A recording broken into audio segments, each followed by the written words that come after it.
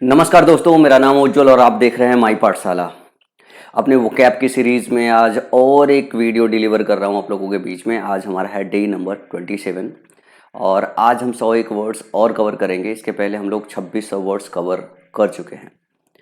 Class की starting से पहले मैं फिर से एक बार बता दूं, ये सारे के सारे वोकैब आपके प्रीवियस ईयर के वोकैब हैं और इनका एग्ज़ाम से पहले पढ़ना बहुत ज़रूरी है। हो सकता है आप मेरी वीडियो अभी सीजीएल प्री एग्ज़ाम के जस्ट 30 दिन पहले देख रहे हो।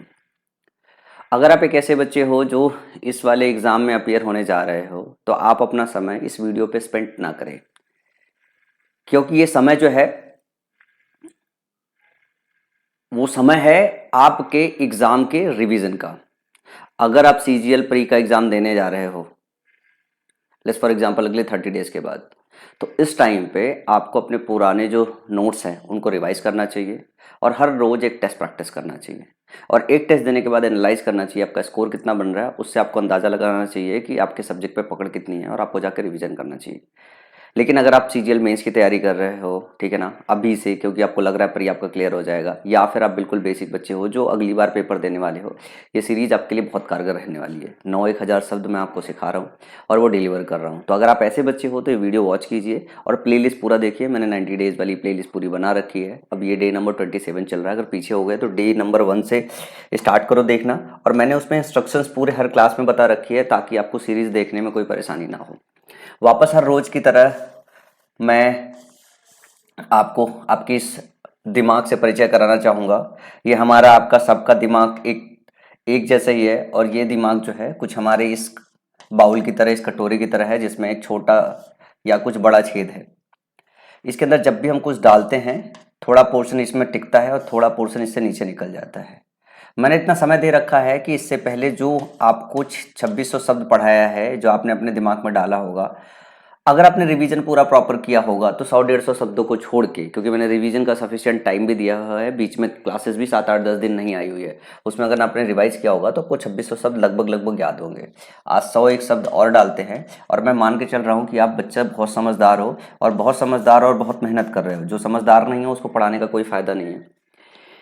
जो गांव से हैं, गरीब हैं और जिन्होंने पढ़ाई नहीं की अच्छे से बचपन से, उनको सिखाने में मज़ा तो आएगा, पर जो लापरवाह है उनको पढ़ाने का कोई मतलब नहीं बनता है। जो लापरवाह हैं वो अपनी ज़िंदगी का खुद देखें कि उनको क्या करना है। लेकिन जो बच्चे ऐसे हैं जो पढ़ नहीं पाए लेकिन वो पढ़ना चाहते हैं, जो सिलेक्शन लेना चाहते हैं, जो मेहनती हैं, उनके लिए सारे के सारे मेरे इंस्ट्रक्शंस हैं। मैं ये मान के चल रहा हूँ कि आपको 2500 शब्दों के आसपास आ गया होगा और 100-150 शब्द के आसपास जो है नहीं आ रहा होगा, आपको रिवीजन की ज़रूरत होगी। अब अगर आप इसके पास आपके पास सफिशिएंट टाइम है तो 6 से लेके 8 तक इन शब्दों को प्रॉपर रिवाइज कीजिए जो है, और 100 जो 150 शब्द है उसको अलग से आप डायरी में बना के रखिए जिसमें से सिंगल स्टार और डबल स्टार वाले हो। और सिंगल स्टार और डबल स्टार वाले जो मैंने आपको नोटबुक बनवाया था कि एक नोटबुक सिंगल स्टार वाला, एक नोटबुक डबल स्टार वाला हो, दोनों को प्रॉपर रिवाइज करो और कंटिन्यूस रिवीजन रखो। रिवीजन छोड़ा सब निकल जाएंगे दिमाग से, तो रिवीजन जब तक सिलेक्शन ना हो जाए, रिवीजन तो आपको रखना ही रखना है। और रिवीजन करके ये सारा का सारा जो चीज़ आपके पास भूल रहा है ये वापस आप दिमाग में रिफिल करो। मतलब ये टेम्प मेमोरी में पड़ा हुआ है तो परमानेंट मेमोरी पे लेके जाओ। अपन यही हर रोज काम करते हैं। तो 6 से 8 में 6 से 7 आप रिवीजन करो और 7 से 8 जो है आप मेरी क्लास को लो, ठीक है ना। तो चलो चलते हैं आज की क्लास में। हम आज अपने सीखते हैं one words, idioms, word series, fix preposition, phrasal verb और होमवर्ड्स। हम हर रोज वोकैब की क्लास में लगभग पूरा एरिया कवर करते हैं बाइट्स बना के, ताकि जब भी हम 90 डेज पे पहुंचे तो हमें सारा का सारा वोकैब हर रोज याद हो। ये एक ऐसा इकोसिस्टम जो मैं आपको बना के डिलीवर करके दे रहा हूँ, जो है समझा के जो देख रहा हूँ, वो इसे फॉलो करोगे तो 90 दिन में, 100 दिन में जब भी आप इसे पूरा करोगे आपको लगभग अपने सारे शब्दों पे कमांड होगा। लेकिन आपको रिवीजन बहुत अच्छा करना पड़ेगा, तभी आप काम कर पाओगे। चलो बात करते हैं आज सबसे पहले शब्द का। सबसे पहला शब्द है a wooden object use for connecting animals that are pulling a vehicle. कह रहा है कि उसको क्या कहते हैं, कि जैसे मान लो एक आपका व्हीकल है और यहाँ पे कुछ जानवर हैं, लेट्स फॉर एग्जाम्पल जानवर बना देते हैं, मतलब बनाने तो नहीं आता पर जानवर बना देते हैं। अब ये क्या होता है ना कि ये कॉर्ड और ये लगा होता है जिससे ये पूरी गाड़ी को पुल करते हैं। क्या करते हैं? पूरी गाड़ी को पुल करते हैं, ठीक है ना। तो wooden object use for connecting animals, एक वुडन ऑब्जेक्ट होता है जो एनिमल्स को इस गाड़ी से कनेक्ट करता है, इसको क्या बोलते हैं? इसको योक बोलते हैं। क्या बोलते हैं? इसको योक बोलते हैं। ये जो वुडन मटेरियल होता है जो कनेक्ट करता है जानवर को, एनिमल को जो है इस गाड़ी से, इसको क्या बोलते हैं? इसको योक बोलते हैं। अगला है हैविंग ए स्टेल स्मेल और टेस्ट। स्टेल का मतलब बुरा स्मेल होता है या बुरा टेस्ट होता है, उसको क्या बोलते हैं? रैंसिड। रैंसिड दुर्गंध को बोलते हैं। रैंसिड क्या बोलते हैं? दुर्गंध युक्त कोई चीज़ है, सड़ी हुई कोई चीज़ है तो उससे जो महक आती है उसको रैंसिड बोलते हैं। अगला है material that changes naturally by the action of bacteria. Material जो है जो अपने आप ऑटोमेटिकली ही चेंज हो जाए। और कैसे कहते हैं ना कि बहुत सारा जो है मटेरियल ऐसा होता है जो नेचुरली क्या होता है? डिकम्पोज हो जाता है। और नेचुरली डिकम्पोज होने का मतलब है कि स्पेशली वो बैक्टीरिया द्वारा डिकम्पोज होते हैं। तो अगर बैक्टीरिया किसी चीज़ को डिकम्पोज कर रही है नेचुरली, तो उस जो मटेरियल को जो बोलते हैं उसको क्या बोलते हैं? बायोडिग्रेडेबल बोलते हैं। स्वाभाविक तरीके से जो सड़नशील है, जो अपने आप ही बायोडिग्रेडेड हो जाती है बैक्टीरिया, तो नेचुरली बायोडिग्रेडेड होती है। और जब नेचुरली होती है तो बैक्टीरिया का रोल होता है, तो उसको बायोडिग्रेडेबल बोलते हैं। जैसे मैं आपसे पूछूं कि प्लास्टिक क्या बायोडिग्रेडेबल है? जो अपने से खुद ही डिकम्पोज हो जाए। प्लास्टिक डिकम्पोज नहीं होता, इसी वजह से बोलते हैं कि प्लास्टिक को बैन कर दिया जाए। लेकिन बाकी लगभग सारी चीज़ें ऐसी होती है जो है वो सारा का सारा बायोडिग्रेडेबल डिग्रेडेबल होता है, स्वाभाविक तरीके से सड़नशील हो जाता है। एक और आपके एग्जाम में आता है गवर्नमेंट बाई द फ्यू। कुछ लोगों के द्वारा जो आप सरकार चलाते हो उसको क्या बोलते हो? उसको हिंदी में कुलीन तंत्र बोलते हैं या अंग्रेजी में ओलिगार्ची बोलते हैं। क्या बोलते हैं? ओलिगार्ची बोलते हैं। ओलिगार्ची बोलते हैं या हिंदी में कुलीन तंत्र बोलते हैं। एक और आता है, अगर केव्स के अध्ययन कर रहे हो आप, केव्स की स्टडी करते हो, तो केव्स के लिए स्पीलियो शब्द का इस्तेमाल किया जाता है। स्पीलियो, स्पीलियो शब्द का इस्तेमाल किया जाता है। स्पीलियो, और अगर केव का अध्ययन कर रहे हो तो इसके साथ लॉजी जोड़ दो तो क्या हो जाता है? स्पीलियोलॉजी। गुफाओं का अध्ययन जिसको बोलते हैं, केव्स का अध्ययन बोलते हैं। अगला है a person who is 100 years old और मोर। एक आदमी जो 100 या 100 से ज़्यादा साल तक जी रहा हो उसको क्या बोलते हैं? सेंटेनेरियन बोलते हैं। 100 वर्ष का बोलते हैं। सेंट 100 के लिए इस्तेमाल होता है जो है, सेंटेनेरियन बोलते हैं, 100 साल वाला है। ठीक है ना? अगला है मेड ऑफ ग्रेन और रिलेटिंग टू ग्रेन और the plants that produce it. देखो, अगर ग्रेन से, अनाज से बना हुआ है, अनाज से बना हुआ है, मेड ऑफ ग्रेन अनाज से बना हुआ है, और रिलेटिंग टू ग्रेन या ग्रेन से रिलेट है, और द प्लांट्स या प्लांट से रिलेट कर रहा है जो इसको प्रोड्यूस कर रही है, इनको क्या बोलते हैं? इसको सीरियल बोलते हैं। अनाज संबंधी सीरियल बोलते हैं। सी रियल, रियल जानते ही हो, उसके साथ सी लगाना है तो सीरियल। अनाज संबंधी इसको बोलते हैं। जितने भी अनाज से रिलेटेड मटेरियल्स होते हैं उनको सीरियल बोलते हैं। ठीक है ना? अनाज संबंधी। अगला है anything tending to move away from centre. Centre से दूर, सेंटर से दूर जाने को क्या बोलते हैं? सेंट्रीफ्यूगल बोलते हैं। सेंट्रीफ्यूगल फोर्सेस सुना होगा आपने जब फिजिक्स पढ़ रहे होगे, तो सेंट्रीफ्यूगल फोर्सेस कौन से फोर्सेस होते हैं? सेंट्रीफ्यूगल फोर्सेस वो फोर्सेस होते हैं जो सेंटर से बाहर की तरफ लगते हैं। सेंट्रीपिटल फोर्सेस वो फोर्सेस होते हैं जो सेंटर की तरफ लगते हैं। तो सेंट्रीफ्यूगल का मतलब केंद्र त्यागी, केंद्र से बाहर की तरफ। अगला है ए ड्रग और other substance that induces sleep. एक ऐसा ड्रग, ठीक है ना, जो किसी को लगाया जाता है और जिससे नींद आती है, तो उसको क्या बोलते हैं? उसको सिडेटिव ड्रग्स बोलते हैं। ठीक है ना? सिडेटिव ड्रग्स बोलते हैं उसको। अगला है एनिमल विच सकल दियर यंग वंस। वैसे एनिमल जो अपने बच्चों को दूध पिलाती हैं उनको क्या बोलते हैं? उनको मैमल्स बोलते हैं। ऐसे एनिमल्स जो मतलब अपने बच्चों को दूध पिलाती हैं, सकल मतलब दूध पिलाना, ठीक है ना, तो मैमल्स बोला जाता है उनको।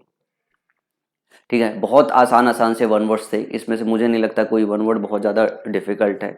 जैसे रैनसिड का मतलब सड़ा हो गया, यॉक का मतलब वो इंस्ट्रूमेंट या टूल हो गया जिससे एनिमल और आपका जो गाड़ी है उसको कनेक्ट किया जाता है।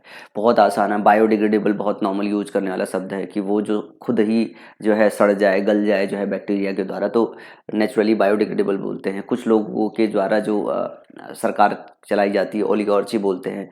केव के लिए स्पीलियो शब्द इस्तेमाल किया जाता है, तो अगर केव्स का अध्ययन कर रहे हो तो स्पीलियोलॉजी हो जाती है। 100 साल के लिए सेंट, ये कीवर्ड है, सेंट 100 के लिए आता है। सेंटेनेरियन मतलब वो लोग जो 100 साल या 100 साल से थोड़ा ज़्यादा जीते उनको बोलते हैं। अनाज संबंधी सीरियल हो गया जो है, और सेंट्रीफ्यूगल फोर्स ये पुरानी फिजिक्स का जो है आपका वो है, अगर किसी ने साइंस पढ़ रखी है। और हिंदी भाषी बच्चे तो थोड़ा मुश्किल होगा, लेकिन अगर सीबीएसई आईसीएसई बोर्ड के बच्चे तो उन्हें पता है इसको क्या होता है। और जो स्लीप इंड्यूस करे उसको सेडेटिव बोलते हैं। और वो एनिमल जो बच्चों को दूध पिलाए उसको मैमल्स बोलते हैं। तो बहुत आसान आसान से जो है क्या थे अपने वन वर्ड से इस पेज के। अगली बात करें, अगला सेक्शन अगर अपन देखें, ठीक है। चलो अगले सेक्शन की बात करें, अगले सेक्शन की बात करें। ए मेकर एंड सेलर, एक एक आदमी जो बनाता और बेचता है कैंडल्स को, सॉप्स को, ऑयल्स को और पेंट्स को, उसको क्या बोलते हैं? उसको चैंडलर बोलते हैं। मोमबत्ती बनाने और बेचने वाले को चैंडलर बोलते हैं, CHANDLER, चैंडलर बोलते हैं, ठीक है ना। An event that cause great harms to dams, ठीक है ना। एक ऐसा इवेंट जो डैम्स को, जो बांध को जो है बहुत ज़्यादा जो है हार्म पहुंचाता है, उसको क्या बोलते हैं? उसको डिजास्टर। डिजास्टर का मतलब ही आपदा होता है। अब डैम को अगर हानि पहुंचा रहा है, बांध को हानि पहुंचा रहा है, तो भी आपदा ही बोलेंगे। ये स्टेटमेंट आया था, अब इस स्टेटमेंट के लिए करेक्ट जो ऑप्शन था वो था डिजास्टर, ठीक है ना। एक शब्द आता है सेरोग्राफी, ठीक है ना। एक शब्द आता है सेरोग्राफी। इस सेरोग्राफी के लिए अंग्रेजी के कीवर्ड्स आपको याद करना पड़ेगा, ठीक है। The art of engraving, the art of engraving on a waxed plate on which a printing surface is created by electrotyping. बोला जा रहा है कि जो आर्ट है इनग्रेव करने का या कुछ भी प्रिंट करने का, कहाँ पर, ठीक है ना, ऑन ए वैक्स्ड प्लेट, ठीक है ना, वैक्स प्लेट पर, on which a printing surface is created by electro typing, electronic mode से इलेक्ट्रो टाइपिंग करके कुछ नक्काशी बनाना, कुछ चित्र बनाना जो है वैक्स्ड प्लेट पे, किस पे? वैक्स्ड प्लेट पे इलेक्ट्रो टाइपिंग करके जो है उस पर फिगर ड्रॉ करना, उसको क्या बोलते हो? उसको सेरोग्राफी बोलते हैं। तो दो कीवर्ड्स याद रखना है, एक तो वैक्स्ड प्लेट याद रखना है जिसके ऊपर आप इनग्रेव कर रहे हो आर्ट, कोई चित्र बना रहे हो, कोई कलाकारी बना रहे हो, ठीक है ना। प्रिंटिंग सरफेस कैसे बनाई जा रही है? इलेक्ट्रोटाइपिंग के द्वारा। तो वैक्स प्लेट होना चाहिए, इलेक्ट्रोटाइपिंग होना चाहिए, और जिसके द्वारा आप प्रिंटिंग सरफेस बना रहे हो, ठीक है ना, तो उसको क्या बोलते हैं? सेरोग्राफी बोलते हैं। अगला है इन्फ्लेमेशन ऑफ गम्स, गम्स का, मसूड़ों का जो सूजन होता है, जिंजीवाइटिस बोलते हैं उसको। जिंजीवाइटिस शब्द का इस्तेमाल करते हैं मसूड़ों के सूजन के लिए, ठीक है ना। गम्स मतलब मसूड़े। Widespread scarcity of food, अगर बहुत ज़्यादा स्कार्सिटी, स्कार्सिटी का मतलब कमी, बहुत ज़्यादा अगर कमी है फूड की, तो उसको क्या बोलते हैं? उसको फेमाइन बोलते हैं। बोलते हैं ना भूखमरी आ गई है, फेमाइन। फेमाइन का मतलब भूखमरी होता है, और इसके लिए जो एग्जाम में आया था वो आया था wide spread scarcity of food. कई बार आपके एग्जाम में आया है सोनेट। सोनेट का मतलब होता है 14 पंक्तियों की कविता। सोनेट का मतलब होता है 14 पंक्तियों की कविता, a poem of 14 lines. 14 lines की कविता को हम सोनेट बोलते हैं। 2016 के एग्जाम में, मतलब मेरे पेपर में आया हुआ है, ए पोयम ऑफ 14 लाइन्स 2016 के पेपर में ये आया हुआ था, और ये मैं गलत करके आ गया था प्री के एग्जाम में। ए पोयम ऑफ 14 लाइन्स जो है ये मैं गलत करके आया था। मैं 2 क्वेश्चन छोड़ के आया था, और 2 क्वेश्चन में एक क्वेश्चन ये भी था। आपके समय में 25 क्वेश्चन आते हैं, हमारे समय में 50 क्वेश्चन आते थे, और उसमें से ये था, ये मैं गलत करके आया था। मेरे को आज भी याद है, पोयम ऑफ 14 मैं सब पढ़ के गया था, बस यही छूट गया था।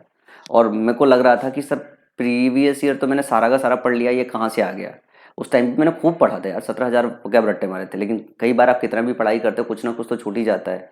तभी तो मैंने कलेक्शन बनाया कि प्रीवियस ईयर तो सारा का सारा कलेक्ट कर लो यार, कभी भी कुछ भी कैसे भी घुमा के वापस पूछ दिया जाएगा। अगला है an army officer who commanded 100 soldiers. एक ऐसा आर्मी जो है जो एंशियंट टाइम में, रोम के टाइम पे जो है 100 सोल्जर्स को कमांड करता था, उसको क्या बोलते थे? सेंटूरियन बोलते थे। क्या बोलते थे? सेंटूरियन, यानी army officer who command 100 soldiers. अब देखो 100 सोल्जर को कमांड करने वाले को, अब 100 है तो सेंट तो आएगा ही, क्योंकि सेंट 100 को रिप्रेजेंट करता है। अब इसको कमांड करता था तो सेंटूरियन लगा दिया, सेंटूरियन। और इसको सूबेदार हिंदी में बोले, और सूबेदार हिंदी में मत याद रखो, जो है अंग्रेजी में सेंटूरियन याद ही रखो, ठीक है ना, आसानी से याद भी हो जाएगा। 100 सोल्जर्स को कमांड करने वाले बंदे को सेंटूरियन बोलते थे। फिर एक बहुत शब्द कॉमन है आज के समय में प्रचलित है, एलिमोनी। मतलब कुछ जानो चाहे ना जानो, ये एलिमोनी तो जान लो, दोनों लोग जान लो। अगर आप लड़के हो तो भी जान लो, लड़की हो तो भी जान लो एलिमोनी क्या होती है, ठीक है ना। एलिमनी एक ऐसा शब्द है जो भाई आज के समय में, मैं एग्जांपल देता हूँ, आप में से बहुत सारे लोग जो है मैच देखते होंगे। हार्दिक पांड्या का नाम सुना आपने? ये हमारे वो क्रिकेटर हैं, जब मुंबई आईपीएल हो रहा था तो मुंबई इंडियन मतलब मुंबई टीम के कप्तान बना दिए गए थे, और पब्लिक हमारी रोहित शर्मा को बहुत पसंद करती है। हार्दिक ने बुरा नहीं किया, लेकिन हार्दिक ने एक बार जो है कप्तान होने के नाते जो है खाली बस रोहित को बाउंड्री पे भेज दिया, और रोहित ने ऐसे पूछ दिया, मैं जाऊं उधर? तो उसने बोल दिया हाँ जाओ, कप्तान हूं मैं, जहां बोल रहा हूँ वहां जाओगे। अब इस पर पूरी पब्लिक भड़क गई कि तुम्हें कप्तानी दी गई वो तो ठीक है, एक तो दी गई वो गलत बात है, और अगर दे दी गई तो कम से कम रोहित शर्मा की इज्जत तो कर लो यार भाई, कैप्टन है, वर्ल्ड कप ऐसा खेल के आया था यार, भले इंडिया हार गई थी। तो उस पे उसको बहुत क्रिटिसाइज किया गया था, और उस क्रिटिसिज्म के दौरान उसकी उसकी वाइफ के बीच में कुछ अनबन भी चल रहा था। तो बाद में पता चला एक जो है सोशल मीडिया पे कुछ स्टेटमेंट्स वायरल होने लगे कि उसकी वाइफ ने जो है डिवोर्स के लिए बोला है, और डिवोर्स में एलिमनी मांगी है उसकी 70% प्रॉपर्टी। तो खबर आया जो है कि पांड्या बहुत चालाक है, उसने अपनी सारी प्रॉपर्टी अपनी माँ के नाम पे बाई कर रखी, खरीद रखी, उसके नाम पे कुछ भी नहीं है। तो एलिमनी वो होती है जब वाइफ शादी के बाद अपने पति से अलग होने के लिए डिमांड करती है पति से।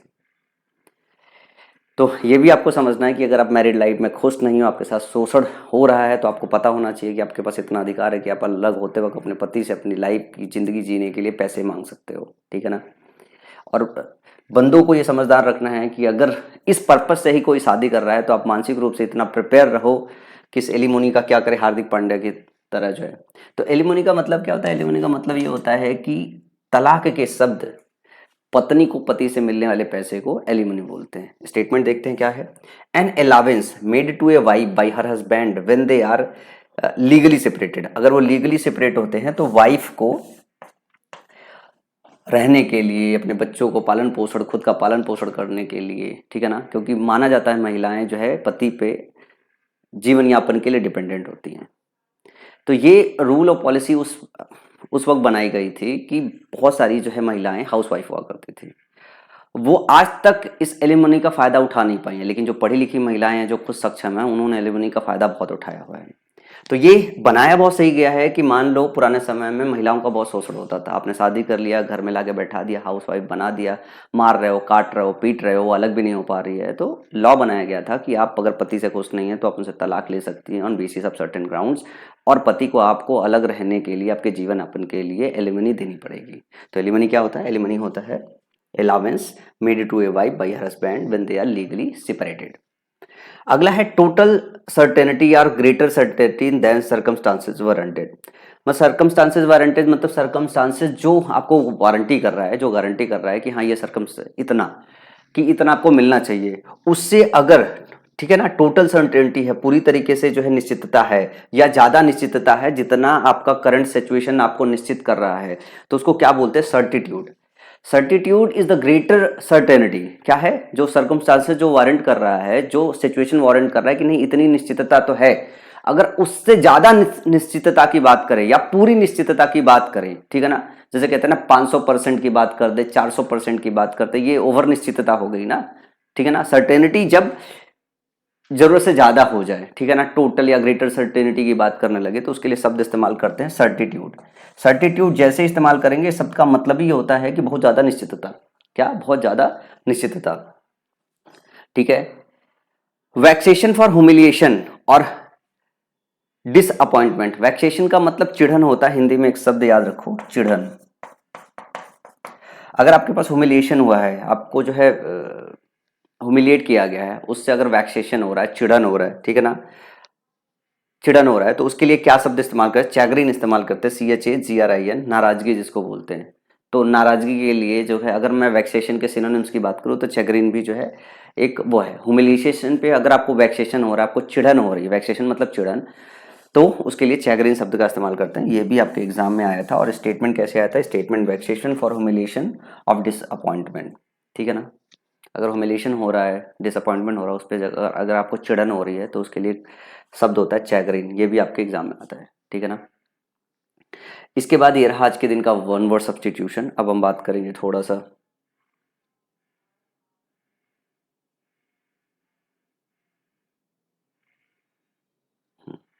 अब हम बात करेंगे ईडियम्स के। आज के ईडियम्स बहुत ही आसान, बहुत ही सरल है, बड़े प्यार से याद आ जाएंगे।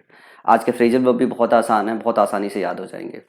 अगर हम बात कर रहे हैं प्लग द सैंड्स, ये तो इतना आसानी से याद हो जाएगा, इतना आसानी से याद हो जाएगा, आप भी क्या करोगे? प्लग द सैंड, प्लग का मतलब क्या होता है? जोतना। इसकी शाब्दिक मीनिंग ही समझ लो, समझ में आए, जोतना। आपको पता है आप खेत जोतते हो, ठीक है ना, फील्ड को प्लग करते हो ताकि फसल उगा सको।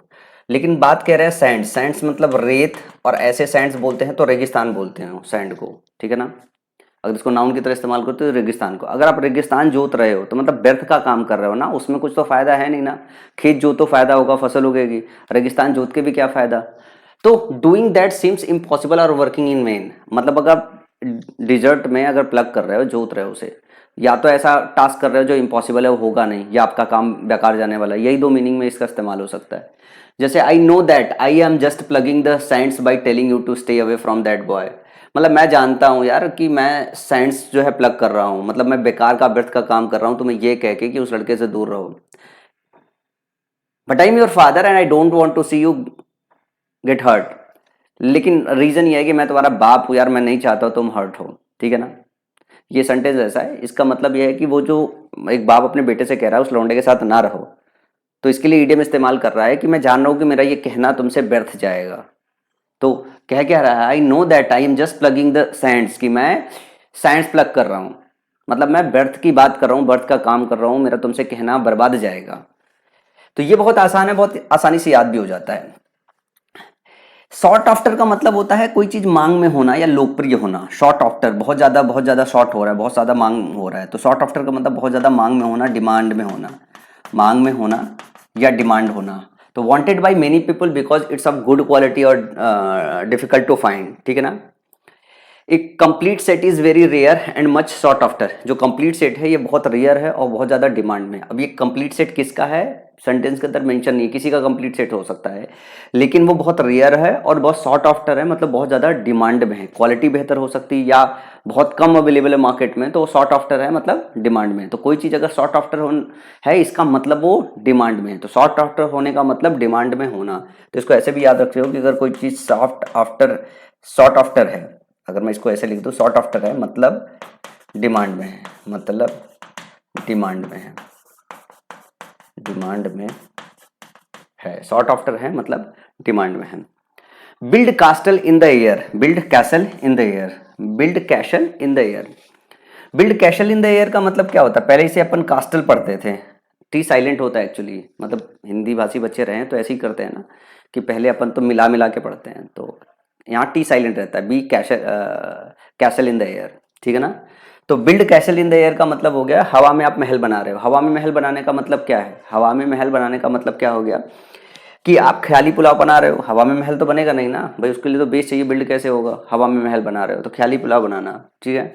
ड्रे ड्रीम करना, persuaded by daydreaming, daydreaming मतलब दिन में सपने देखना या फर्जी के सपने देखना। They build castle in the air and get annoyed when their baseless ideas do not materialise. ये सेंटेंस में इसका यूज केस देखो जरा, they build castle in the air, उन्होंने ख्याली पुलाव पका लिया, एंड गेट एनॉयड और बाद में वो चिड़चिड़े हो गए, एनॉयड मतलब चिड़चिड़ा होना, चिड़चिड़े हो गए, व्हेन देयर बेसलेस आइडियाज, जब उनका बेसलेस आइडियाज मटेरियलाइज नहीं हुआ, मतलब अपन ने तो सोच लिया ये वाला आइडिया ये काम करेगा, ये पूरा ख्याली पुलाव बन गया, ठीक है ना, मैंने महल बना लिया हवा में कि ये होगा, ऐसा ऐसा होगा, मैं यूनिकॉर्न बना लूंगा मैं, लेकिन बाद में जब मटेरियलाइज नहीं हुआ तो क्या हो गया, वो एनॉयड हो गए। समझ में आया। चलो अगला देखते हैं।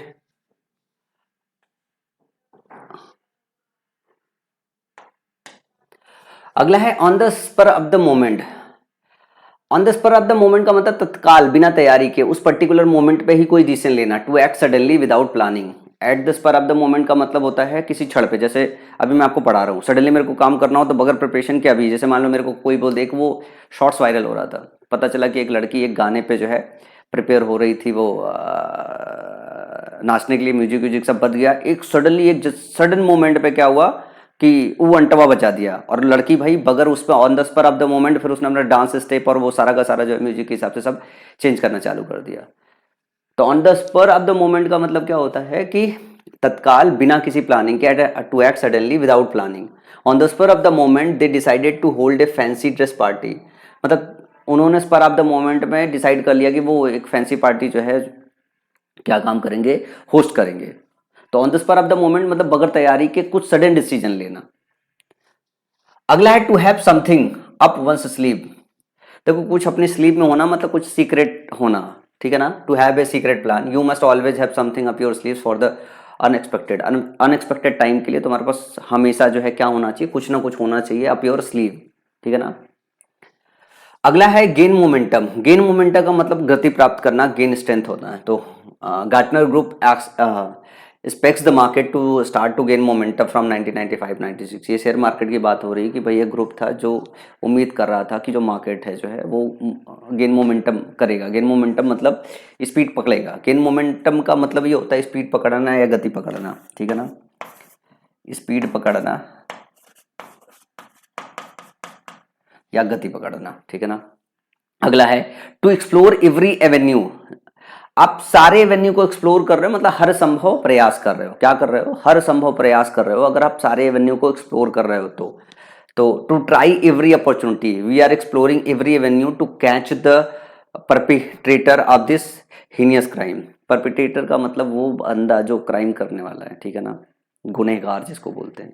तो we are exploring every avenue, हम सब कुछ ट्राई कर रहे हैं उस परपिट्रेटर को कैच करने का, उस गुनहगार को कैच करने का जिसने इस हीनियस क्राइम को किया हुआ है, ठीक है। इसके बाद लास्ट वन है अप इन द क्रीक। अगर आप अप इन द क्रीक हो मतलब आप गंभीर समस्या में हो। अगर आप अप इन द क्रीक हो इसका मतलब है आप गंभीर समस्या में हो, ठीक है ना। अप इन द क्रीक का मतलब गंभीर समस्या में, इन सीरियस डिफिकल्टीज।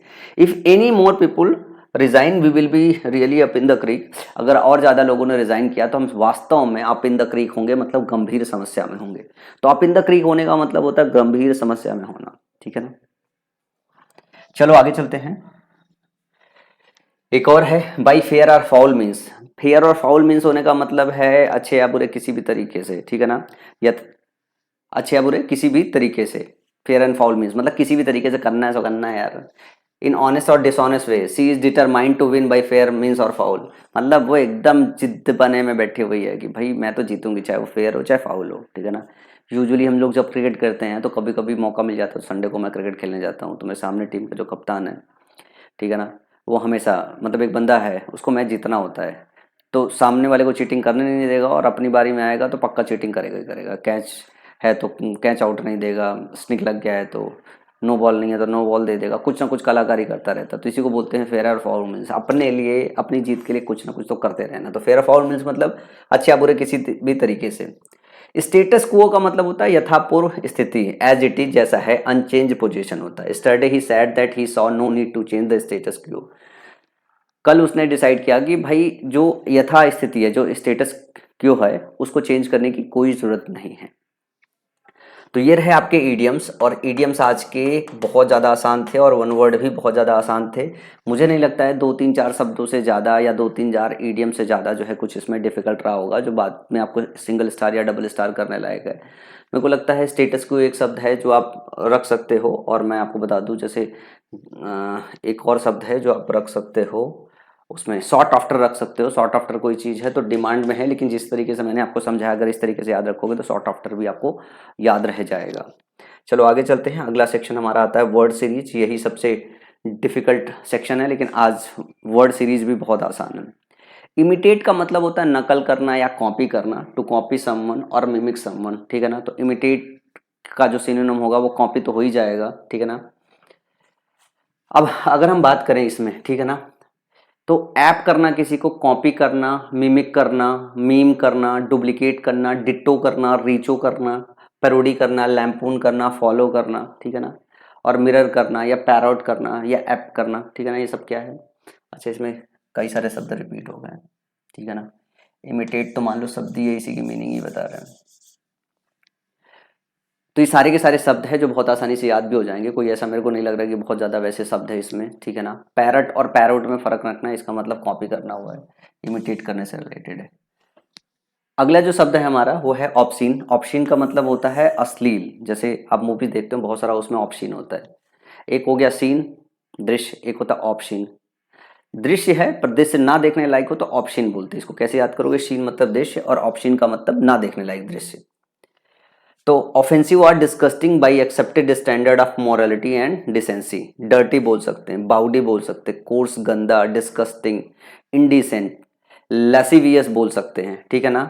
ल्यूड बोल सकते हैं, नास्टी बोल सकते हैं, प्रोफेन बोल सकते हैं, रिबाल्ड बोल सकते हैं। तो इसमें आप याद रख सकते हो, कुछ एक वर्ड बता देता हूँ। जैसे ल्यूड याद रख सकते हो, रिबाल्ड याद सकते हो, रिबाल्ड याद रख सकते हो, लासिवियस याद रख सकते हो, लासिवियस याद रख सकते हो, बाउडी। तो कोई चीज ल्यूड है, बाउडी है, रिबाल्ड है या लासीवियस है, इसका मतलब ऑप्शन ही है। इसको ऐसे याद रख सकता हूँ, कोई चीज ल्यूड है, रिबाल्ड है, लासीवियस है या बाउडी है तो ऑप्शन ही है। बाकी सारे सब तो आपके लिए आसान होंगे। कोर्स मतलब गंदा या भद्दा, गंदा या भद्दा। तो कोई चीज जो है ल्यूड है, बाउडी है, रिबिल्ड है, लासीवियस है, इसका मतलब है वो ऑप्शन ही है। ऑप्शन याद करना बहुत आसान है, जो देखने लायक ना हो, सीन दृश्य और दृश्य के लायक ना हो तो ऑप्शन। तो आसान है, जो आज के हमारे वर्ड्स हैं वो आसान है, हमको ढूंढना है उनके सिनोनिम्स में डिफिकल्ट शब्द कहाँ है। जैसे फिक्टिशियस, फिक्टिशियस का मतलब होता है काल्पनिक, फिक्टिशियस का मतलब होता है काल्पनिक। और इससे रिलेटेड बहुत सारे और शब्द है, जैसे बोगस हो गया, काउंटरफीट करेंसी कई बार इस्तेमाल कर चुके हैं, ठीक है ना। फॉल्स हो गया, फैब्रिकेटेड बोल सकते हैं। और फिक्टिशियस काल्पनिक का सबसे सही सिनोनिम्स इमेजिनरी होगा, ठीक है ना। सप्रियस छलावेपूर्ण हो गया जो है, डिसेप्टिव हो गया, फोर्स्ड हो गया, फेक हो गया, sham, false, imitated, dummy, pseudo हो गया, फ्रॉडुलेंट हो गया। ये सारे के सारे शब्द आपने ठीक ठीक से सुने होंगे कहीं ना कहीं। अगला शब्द है फ्रेग्रेंस। फ्रेग्रेंस का मतलब खुशबू होता है या एरोमा होता है, ठीक है ना। ए प्लीजेंट स्वीट स्मेल, एरोमा बोलते हैं। आवरा बोल सकते हो, इंसेंस बोल सकते हो, परफ्यूम बोल सकते हो, सेंट बोल सकते हो, बाम बोल सकते हो, स्पर्म, ऑर्डर, अटार, ये सारे के सारे शब्द बोल सकते हो। अटार, ये सब याद रख सकते हो कि फ्रेग्रेंस के सिनोनिम्स में अटार शब्द भी आता है। बाकी सब तो नॉर्मल है, जो मुझे लगता है कि सारे के सारे आपको याद होंगे। कैजुअल का मतलब होता है खुशामद करना। क्या करना? खुशामद करना या बहलाना, फुसलाना, ठीक है ना, खुशामद। परसुएड करना, someone to do something by sustained coaxing और फ्लैटरी। तो किसी को फ्लैटरी करके जो है, या कोएक्स, कोएक्स मतलब बहलाना फुसलाना होता है, और कैजुअल मतलब भी बहलाना फुसलाना। परसुएड करना, किसी को समझाना कि हाँ ये काम कर ले, बहला फुसला के किसी को काम कराना हो जब, तो कैजुअल करते, खुशामद करना बोलते हैं। तो इंटाइस करते हो, सिड्यूस कर सकते हो। सिड्यूस टर्म आता है, सिड्यूस टर्म आता है जब आप देखते हैं, मूवीज देखते हैं तो गर्ल्स और बॉयज के बीच में, कि बॉयज गर्ल्स को, गर्ल्स बॉयज को सिड्यूस करती है, ये टर्म वहाँ पे ज़्यादा इस्तेमाल होता है, ठीक है ना। एडुलेट करना, ओवरप्रेज करना, इंटाइस करना, लर्न करना, टेम्प्ट करना, परसुएट करना, ये सारे के सारे जो है शब्द बहुत आसान है। मतलब सिनोनिम्स भी बहुत सारे आसान शब्द है, सिनोनिम्स भी बहुत आसान शब्द है आज की क्लास में। आज की क्लास में बहुत, पिछले सालों के बहुत डिफिकल्ट नहीं है, बहुत आसान आसान है। जैसे अपीयर का मतलब क्या होता है? दिखाई देना या प्रतीत होना, ठीक है ना, सामने आना। कम इन टू साइट, बिकम विजिबल और नोटिसेबल, स्पेशली विदाउट अपरेंट काज। सीम, सीम मतलब दिखाई देना, अपीयर प्रतीत होना। Obvious, apparent, emerge, arise, expose, erupt होना। लुक, सीम, डेवलप, एराइव, रिजल्ट। तो आसान शब्द है, मतलब आज ज़्यादा डिफिकल्ट नहीं है वर्ड सीरीज में, ठीक है ना। डिस्क्रिमिनेट करने का मतलब है भेदभाव करना। रिकॉग्नाइज ए डिस्टिंक्शन, डिफ्रेंशिएट करना। तो डिस्टिंग्विश इसका सिनोनिम्स हो जाएगा डिफ्रेंशिएट, सिगरेट करना, सेपरेट करना, डिसर्न करना, ठीक है ना। सेट अपार्ट करना, सेट अपार्ट करने का मतलब होता है अलग करना, किसी से अलग करना, सेट अपार्ट करते हो आप। तो डिस्क्रिमिनेट का मतलब होता है भेद करना। समझ में आई बात? डिस्क्रिमिनेट, डिस्क्रिमिनेशन शब्द बहुत इस्तेमाल होता है। जैसे कास्टिसिज्म है कि ठाकुर, ब्राह्मण, वैश्य, शूद्र, ये सब बहुत सारे होते हैं। तो डिस्क्रिमिनेशन यहाँ पे आता है। लोग बोलते हैं नहीं नहीं नहीं, तुम तो SC ST हो, तुम हमारे साथ बैठ नहीं सकते हो। मतलब आज के समय में ये कम हो गया, शहरों में तो बहुत सारा कम हो गया, लेकिन गाँव में और भी बहुत ज़्यादा है जो है। मैं रिसेंट अपना एक इंसिडेंट बताता हूँ। एक बार ऐसे ही थे, एक बंदा आया मेरे पास जो है, उसके लिए इंटर्नशिप के लिए। मैंने पूछा उसकी डिग्री के विषय में, तो पता चला कि वो ITBHU का पढ़ा हुआ बच्चा है। और ITBHU का पढ़ा होना मतलब रिस्पेक्ट जाग जाती है। तो ऐसे ही अपन बैठ गए थे, तो थोड़ा हीटेड डिबेट हो गया था हमारी गवर्नमेंट को लेके। तो आइटली मतलब वो मोदी जी के प्रशंसा में बहुत सारी बातें कर रहा है, और मैं थोड़ा सा क्रिटिकल होकर डिस्कस कर रहा था। तो जब बहुत ज़्यादा कोई मोदी जी की प्रशंसा करता है, तो वी थॉट कि वो ठाकुर ब्राह्मण हो सकता है या अपर कास्ट हो सकता है। ये माना जाता है, ऐसा कि नहीं, BJP जो समर्थक वो ठाकुर ब्राह्मण ज़्यादा है। तो मैं जस्ट अगेंस्ट मोदी जी की बात कर रहा था, और वो मोदी जी के समर्थन में बात कर रहा था। तो आई थॉट कि he is in the upper caste zone. मैंने अपनी पूरी ज़िंदगी में पहली बार किसी से पूछा, ठीक है ना। मेरे सबसे ज़्यादा जो दोस्त हैं वो सब लोअर कास्ट से हैं। मैंने कभी किसी का कास्ट नहीं पूछा, कभी किसी से जानने की कोशिश नहीं की कि भाई उनकी जाति क्या। ये पूछना, मेरा मानना है, मेरे पेरेंट्स ने सिखाया है कि वो हीन भावना है। और मैं कभी किसी को ये तक नहीं बोलता हूँ मैं किस कास्ट का हूँ, किस कास्ट का ना, किस जाति का ना, क्योंकि मेरे को लगता है ये डिस्क्रिमिनेशन है, ये भेदभाव है, और ये भेदभाव नहीं करना चाहिए। तो यूं ही मैंने उससे पूछा, और उसने बोला कि वो ST है। और ST उसने ये बताया, और मतलब मेरी ज़िंदगी में पहली बार मैंने पूछा। बाद में मुझे पता चला कि सिर्फ ये बात पूछ देने की वजह से वो बंदा जितना एक्साइटेड था मेरे साथ काम करने के लिए, अगले दिन उसने मेरे को बहुत रिस्पेक्ट के साथ सॉरी बोला कि सर मैं ज्वाइन नहीं कर पाऊंगा। फिर मैंने रीज़न जानने की कोशिश की तो पता चला कि उसको वो बात पूछना बुरा लग गया था लाइफ में पहली बार। तो इसको कहते हैं डिस्क्रिमिनेशन।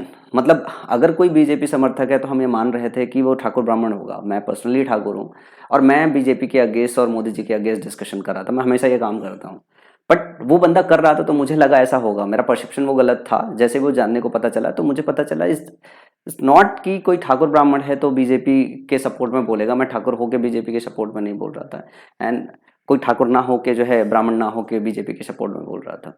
तो वहां पे मेरे को समझ में आया कि बाई फॉल्ट मेरे से वो पूछना डिस्क्रिमिनेशन हो गया। मतलब ये पूछना नहीं चाहिए था। मैंने उसको सॉरी बोला, एक बार नहीं 4-5 बार सॉरी बोला। जिंदगी मेरे साथ पहली बार हुआ। तो डिस्क्रिमिनेशन शब्द समझते हैं, डिस्क्रिमिनेशन का मतलब ही भेदभाव होता है, ठीक है ना।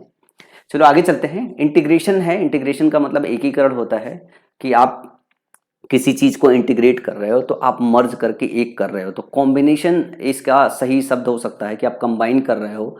एमलगमेशन मतलब किसी चीज को इकट्ठा करते हो, इनकॉर्पोरेट करते हो, कंसोलिडेट करते हो, मर्जर करते हो, अलायंस करते हो, मिक्सिंग करते हो, ब्लेंडिंग करते हो, फ्यूज करते हो, एजिमाइलेशन करते हो, कोइलिशन गवर्नमेंट करते हो ना, मिला जुला के गवर्नमेंट फॉर्म करते हो, कोइलिशन गवर्नमेंट बोलते हैं ना। तो मिला जुलाना, कंपोजिट कर देना जो है। तो इंटीग्रेट करने का मतलब एकीकरण करते हो आप। तो कई सारे शब्द है, सारे शब्द आपने कभी ना कभी सुने होंगे। Combination, amalgamation, incorporation, consolidation, merger, alliance, mixing, blending, fusing, assimilation, कोइलिशन।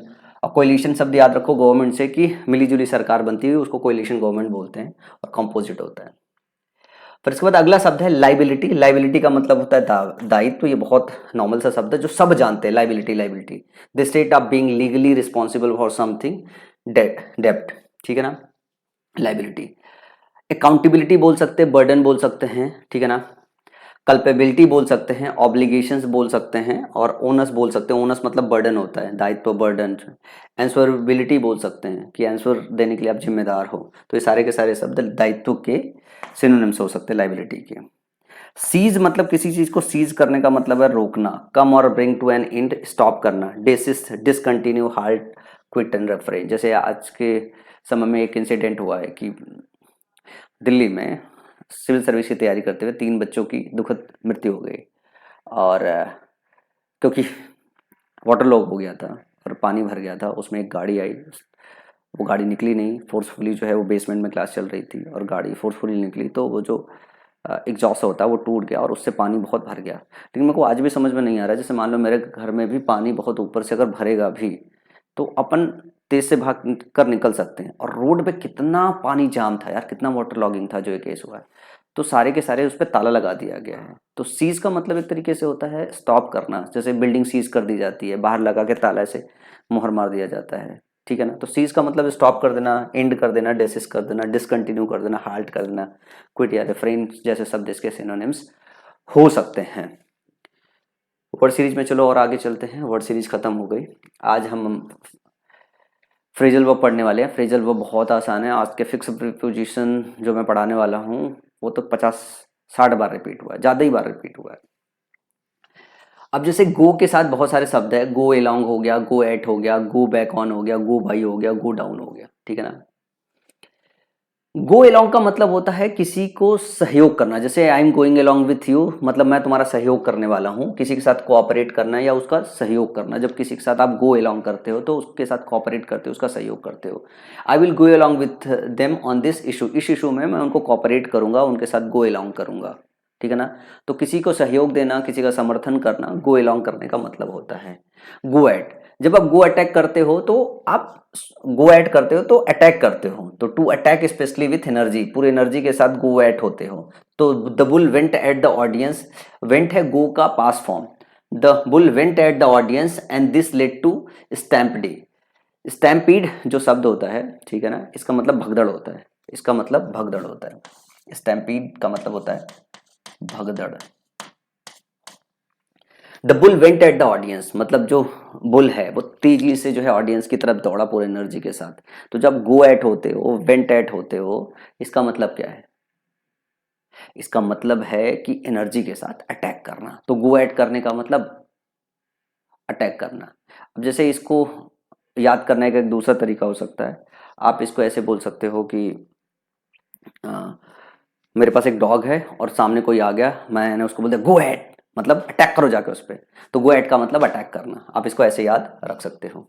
Go back on, go back on का मतलब है कि प्रॉमिस से आप गो बैक ऑन करते हो, तो टू ब्रेक ए प्रॉमिस, वादे को जब तोड़ते हो तो उस सेंस में इस्तेमाल करते हो गो बैक ऑन।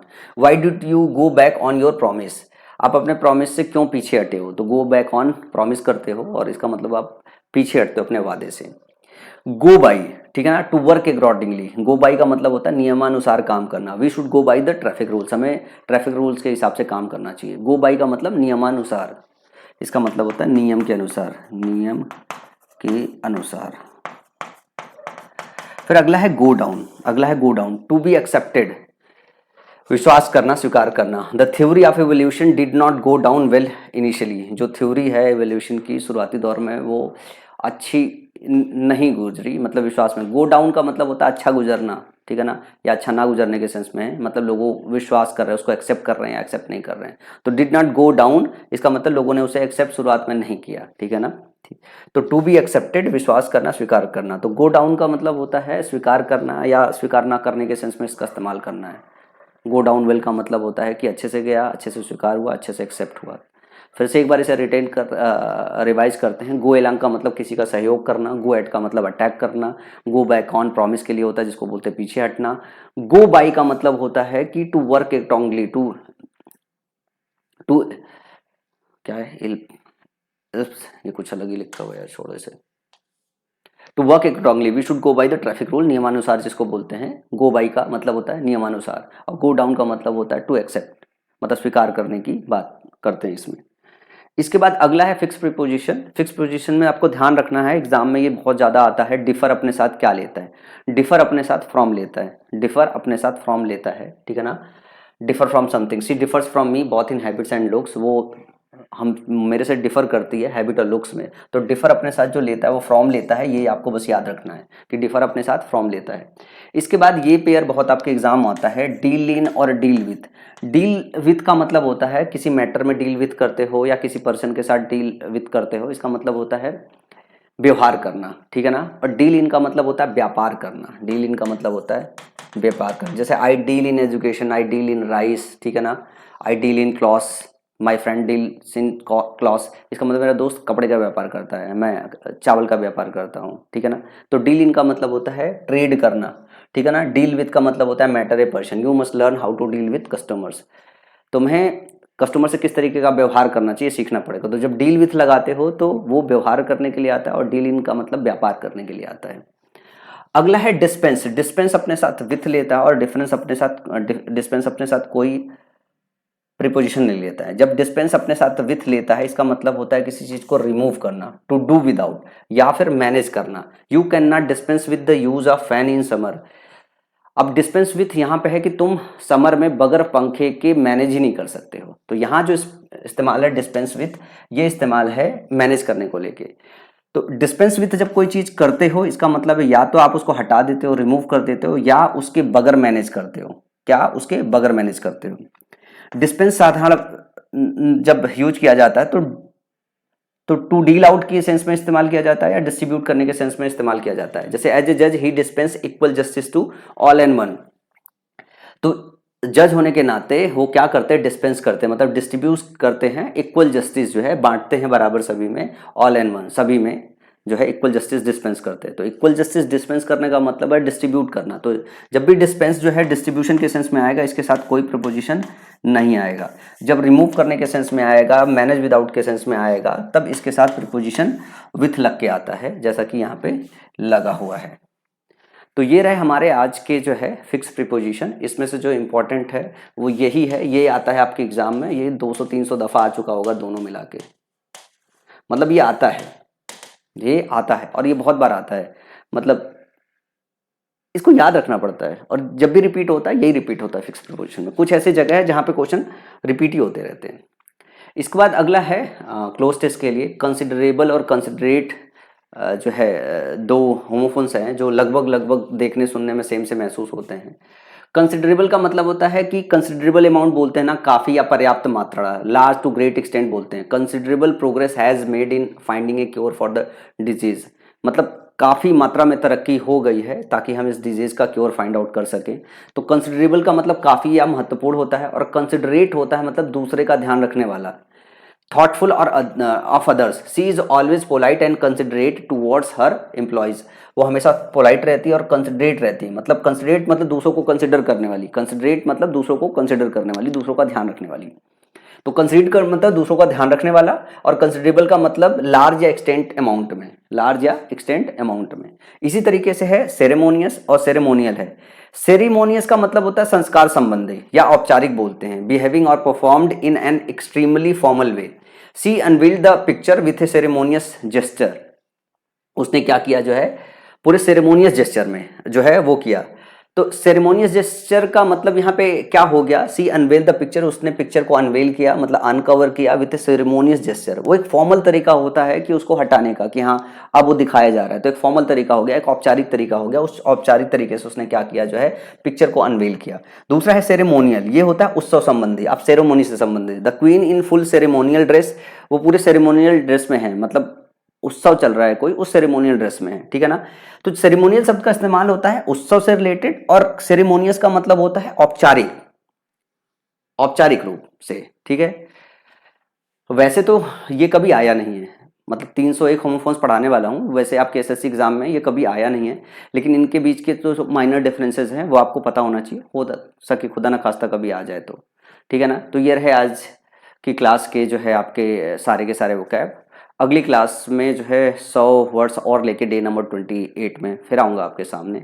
रिवाइज करते रहिए जो है, और सिंगल स्टार और डबल स्टार, सिंगल स्टार और डबल स्टार जो है, ये जहाँ जहाँ आपको समझने में, जहाँ जहाँ याद करने में प्रॉब्लम है उसको मार्क करते हुए चलिए, ताकि रिवीजन करना पड़ेगा। जैसे मैं इस पूरे दौरान जब पढ़ा लूँगा तो फिर से आपके क्वेश्चनर लेके आऊँगा, प्रैक्टिस कराऊँगा, इस पर टेस्ट लूँगा, एक बार पढ़ा लूँगा, तो बहुत सारी चीज़ें जो अभी डाउट रह जाएगी उस वक्त क्लियर हो जाएगी क्वेश्चन के डिस्कशन में, क्योंकि तो अभी मैं सिर्फ और सिर्फ वो क्या पढ़ा रहा हूँ। फिर जब इस पे क्वेश्चन की प्रैक्टिस करेंगे तो क्वेश्चन की प्रैक्टिस में बहुत सारी चीज़ें सही होगी। मतलब मैं ये सीरीज़ बहुत उम्दा बनाने वाला हूँ, ये प्लेलिस्ट बहुत उम्दा बनाने वाला हूँ, ताकि कोई बच्चा इस सीरीज़ को जो फॉलो कर रहा है वो आने वाले एग्ज़ाम में अपने आप को सही से वो कैब में जो है देख पाए कि हाँ वो कैब में अगर 4, 6, 10 क्वेश्चन आया तो उसके सारे क्वेश्चन सही आ रहे हैं, एक आदि कोई क्वेश्चन गलत हो रहा है या वो भी नहीं गलत हो रहा है। तो इस सीरीज़ का टारगेट ही वही है कि आप 9001 शब्द पहले पढ़ लो, उसे समझ लो, और उसके बाद एग्जाम में जब जाओ तो लगभग 100% आप वो कैब में स्कोर कर पाओ। तो आज की क्लास में इतना ही, अगली क्लास में फिर मिलेंगे, तब तक अपना ध्यान रखें।